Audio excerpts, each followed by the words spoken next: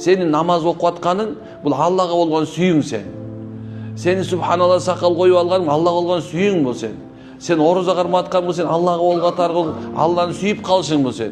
Seni hicap giyip duruşun, bu seni süyün subhanallah.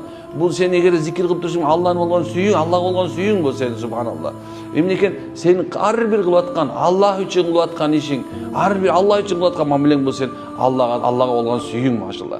Eğer de sen süyübösen Allah talanı, kantip anın hükümden atkarsın.